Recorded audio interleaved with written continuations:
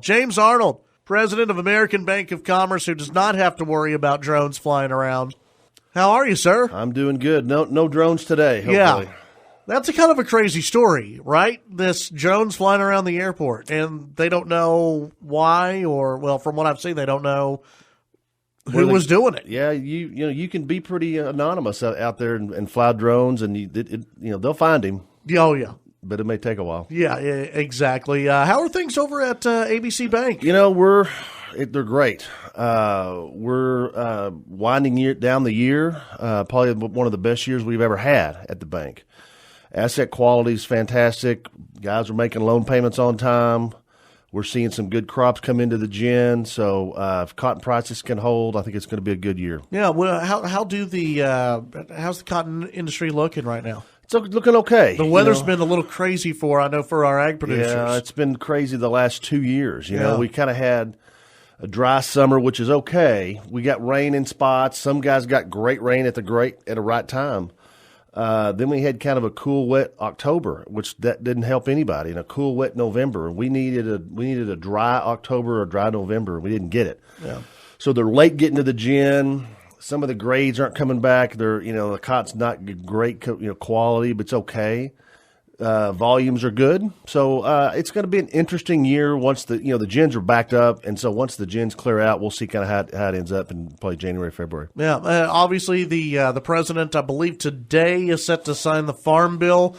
Obviously, the cotton producers are very happy with the Farm Bill. What does that mean, not only for them, but for y'all's side of it as well? Well, there's that price protection. That it means a lot to this whole region. So it means a great deal to farmers and all the ancillary businesses around cotton. It's a big deal for Brownfield. It's a big deal for New Deal. It's a big deal for all these farming small town communities and all the businesses that are around that. It's a big deal. Congressman Arrington did a fantastic job pushing and seeing that through, working with Conway. But it's one of those deals, Chad, that Jodey went up there on a promise to get it and deliver a farm bill, and he did it. And so we're grateful for that. All the community banks are supportive of that, obviously. It's a big deal for West Texas. Yeah, absolutely. I guess as we are wrapping up the final quarter of 2018, how's the economy looking here in Lubbock, Texas? It's the best year Lubbock's ever had economically, yeah. You look at housing starts, the volume of number of homes sold, home prices, they've all got nice appreciation in them. Not where it's outstripping wage growth. You look at communities like Dallas and Austin in particular in Texas, Phoenix, LA, all these big cities, home prices have appreciated at a much greater rate than wages have increased. So the ability to afford those houses are out of reach for a lot of people. So you're going to see a downturn and a pullback in those housing markets. Again, Lubbock has done well. We've managed that growth. We've managed that appreciation in price. So there's some good, healthy gains for people, but it hasn't gone up to the point where people can't afford those houses anymore. And so it's been a good mix for Lubbock. You look around south between Quaker and Indiana, a lot of good growth out there, a lot of good housing developments. And you always see the housing developments go in first, and then you see the retail and the commercial fill in it's heads and beds. Yeah. So that's what we're waiting on in downtown Lubbock. We've got all these great plans. We need people down there, heads and beds, whether it's apartments or hotels, and then you'll see downtown redevelopment really take off.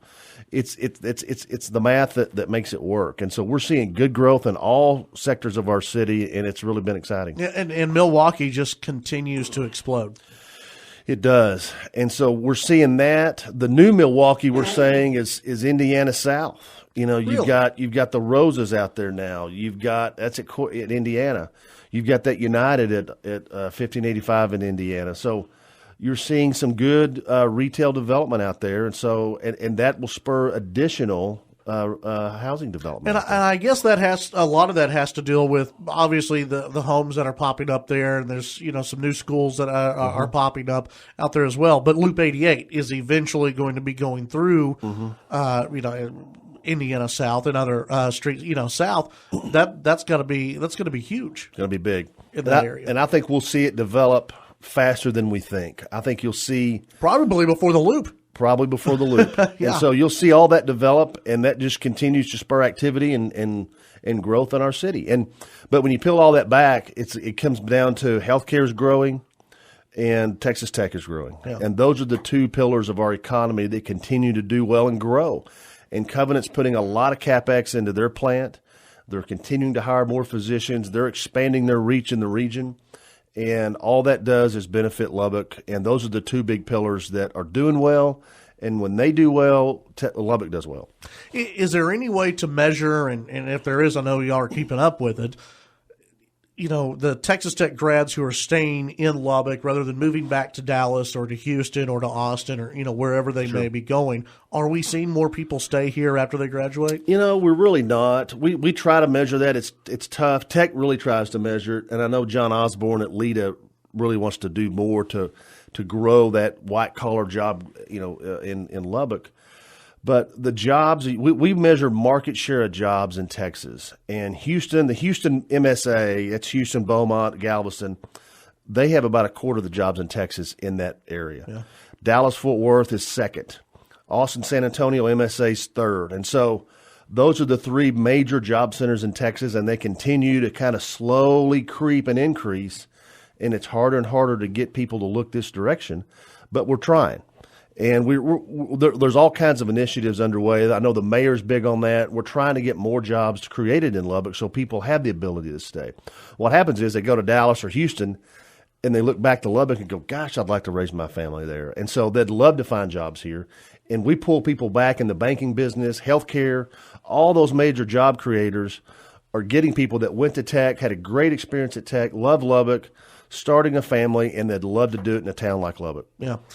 Visiting with James Arnold, president of American Bank of Commerce. Jodey, let's go ahead and roll the break. When we come back, we'll go through some of the different sectors of the economy, look at the region as well, and then also take a look at how the national economy is looking. There are a lot of questions going into 2019 about how healthy the national economy is. We'll talk about that with James Arnold with American Bank of Commerce, theabcbank.com. Back on the Chad Hasty Show, News Talk 95.1 FM, 790 AM KFYO. We've got James Arnold, president of American Bank of Commerce, here in studio. And James, when we look at the economy and how things are ending in 2018, obviously, what people think of this time of year, retail. How's when we're dealing with the Amazons and the eBays of the world versus going in store and buying something? How are we looking here locally? We don't have any numbers yet, but just drive by Walmart on a Friday night, or it's busy. Or the mall. It's at capacity. It seems like restaurants. Consumer confidence in West Texas is high. Yeah. Oil fell below $50 this week for the first time in a while. That bears watching, because we feel the benefits of that more than we feel the downside of that when it goes down. So when it's up, it's great for us. But the local economy is going to be I think we're going to end really strong. I think people are spending money. They feel good about their jobs. They feel good about 19. And we're watching what 19 is going to look like. The Fed raised rates yesterday, and people always ask me, well, how does that impact me? Well, it's going to impact your ability to borrow money in terms of an interest rate. So mortgage rates are tied to the 10-year Treasury. And so that's how they could raise short-term rates all they want. If the 10-year doesn't move, mortgages won't move. So we don't anticipate that moving very much, mortgage rates. Mm-hmm. But to buy a car, any kind of bank loan you get for anything, that's impacted by that raise yesterday. I think they're going to pause for a while and see how that impacts the economy, because it's like dropping a pebble in a pond. It'll ripple out. And we'll see the effects of the rate hikes in 18. It'll really come home to roost in 19. Yeah. Was it a good move? Did they do too much? We'll see what happens. But I think we're due for a pullback. This is the second largest economic expansion in U.S. history. I think, any business cycle, as you know, whatever goes up goes down. And I think we're due for a pullback nationally. Again, if you remember in 08-09 when the financial markets melted down and all this too big to fail business, Lubbock felt it a little bit. Mm-hmm. We were probably the last end of that little correction and probably the first out. We're the tortoise in the hare race. So Lubbock goes up a little bit. We may go down.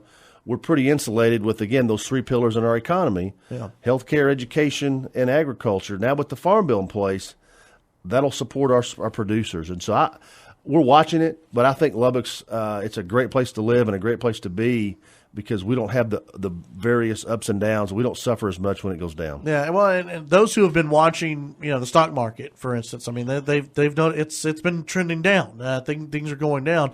When you look at 2019, you already kind of mentioned we'll see a pullback nationally. How big of a pullback? I mean, is this going to be something that is going to be the story maybe of 2019? I hope it's not something that happens and it just crashes. I hope we don't see something that just falls out of the sky and something bad like that. I just think we'll see a gradual decline in our growth, and I think you'll see wage creep kind of creep into the picture. But it bears watching for what's going to happen in 19. I just think we're due for a slight pullback, and I just hope it's gradual and not something that's just like a fall out of the sky. Yeah, a texter here saying, curious to know how you explain all the retail space available for lease, especially along 82nd and 50th Streets. I see dozens of properties available. Is just this the growth of the shopping malls or the shopping centers? Is that having an impact on? Sure. Look at Best Buy. They were right there, West Loop, kind of a hard place to get in and out of. They're now either they were on the South Loop, now they're west. Yeah. You're seeing Bed Bath & Beyond going west. So they're just chasing the hot areas, and a lot of people are going south. They're going to 98th, and now they're going to Milwaukee over there on the west side. So south and west continues to pull all that retail. And I still think there's an Amazon effect going on where, you look at these shopping centers that are coming up on Milwaukee. It's all service related. Mm-hmm. It's waxing businesses. It's nail salons. It's things you can't get at Amazon. It's a service related piece. So I think retail is kind of having to redefine itself in terms of what are we going to be? Is it also I hate to say inner city, that paints a bad picture, but inside the loop versus outside the loop, sure, that people want to be, or if you're a business, the ease of being right off the loop is a little bit better than being in the middle of 50th Street. Sure, and you're seeing some of that. So 82nd Street now is a mature corridor now. 20 years ago, that was the hot area. Kingsgate and all those areas along 82nd, you couldn't get there fast enough, and right. 34th Street suffered. Well, now 34th Street's kind of got a revitalization going, and they're redefining what that looks like in terms of retail. A lot of service businesses. 50th Street's now the new 34th, and they're going to have to figure out what are we going to be and how do we redefine that corridor in our city. The hot areas of what we talked about earlier, South Indiana, the Loop 88, all that's where people are thinking about growth. Mm-hmm. And it'll come back. 50th Street will be the next redevelopment zone.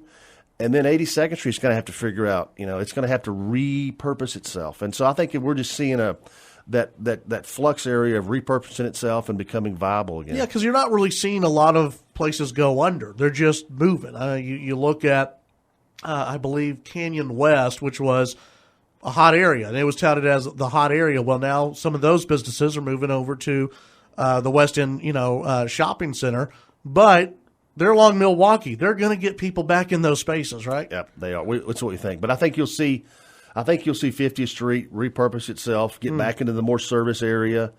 You'll see some more mom and pop businesses stay in there. But yeah, it's a great point. There's a lot of vacancies available because people are not really set, like you said. They're not closing their doors. They're just moving to the new areas and new zones. Yeah. When it comes to hotels, how are we looking hotel wise? Are we seeing as many go up, or are we leveling off a little bit? I think we're leveling off a little bit. I think rising interest rates has something to do with that. Like I said earlier, if you want to borrow money to do a hotel, it just went up 25 basis points from yesterday. So you're seeing some of that, but all those projects we talked about this time last year, all the ones on the drawing board, well, they're now finishing up, and now they're coming online. And 19 will be an interesting year to see, do they fill them up? Yeah. There's a lot on the West Loop out there on the spur that are coming online, 2 or 3 of them right now. There's one down on on Avenue Q. There's a couple that the city's talked about. Mm-hmm. That's a lot of rooms. There's a West End or something on the West Loop on the West End that's under development. So That's a 10-story project that has a convention center attached to it, all privately done. So there's a couple that are finishing up, under construction. There's 2 on the drawing board. So we'll see what happens in 19. But I think we've seen kind of this. We're seeing the end of the burst or the bubble we saw on developing hotels in Lubbock. Obviously, you're a fan of Texas Tech, and I don't think we had you in this. This is the first time we've had you in the studio after it was announced that the Baylor game's going back to a home-and-home deal. For so many in the business community, they love that because, again, at least every other year, that's a new home game. That's an extra home game and a lot of money that's going to be flooding back into Lubbock. Absolutely, and it's a home game with an in-state opponent. So they'll travel. Baylor may not travel like an A&M would travel, but we're not bringing in an out-of-state team who brings in maybe 200 people. They'll bring in people, so that's even better. I've never been a proponent for us playing in Jerry World or in Dallas. I know it supposedly helps recruiting. I think that's minimized by social media today. Yeah. That takes that sting away from not being there. But it's important for Lubbock to have home games with in-state opponents like a Baylor where they're going to bring fans with them in addition to the Tech people that are going to show up. Selling beer in the stadium, I think that's going to be interesting. They're going to try to prohibit people from once you come in, you can't leave. That's going to be interesting because Tech is a big tailgate community. Yeah. Is that going to hurt businesses around the stadium, or is it one of those where, hey, if you're going to the game, other people are going to be going to the bars around the stadium? Oh, I think no, I don't think it'll hurt the people around the stadium. I think there's a lot of people that either tailgate, they go to Chili's, they go to all those places, Spanky's for the game without a ticket. They're just going down there to experience the fun of being around that energy. Mm-hmm. There's a lot of people. Those bars are full on game day, and they're full during the game. In the games across the street. So a lot of people don't even go inside the stadium. So just that atmosphere is kind of fun, and I think it'll be interesting to see how Tech can manage that expectation of their fan base about not leaving for halftime and coming and not getting able to come back in. Yeah, well, if you can get a hot dog for $2 now, people might like that. I think that's a great idea. UT did it last year, or 2 years ago they did it with selling beer in the stadium. You can't leave and come back in. But they don't have the fan base that the tailgating community that Tech does. So Texas did it successfully. They lowered the prices of all their food, and fans loved it. And I think that's going to be great for our fan base. Yeah, exactly. If you're mad about not being able to leave, hey, at least you can get a $2 hot dog. Yeah, that's good. You can't beat that. Well, the only way you can beat it is like $1 hot dog day. That's the only way you can beat it. That's in the fourth quarter, maybe. Exactly. Hey, James, thanks for coming by today. We appreciate it. You bet. Merry Christmas, Chad, and I hope you guys have a great holiday season, and we'll see you in 19. Absolutely. Merry Christmas to you and to all of our friends over at American Bank of Commerce. Make the switch today. You can visit their website for more information, theabcbank.com.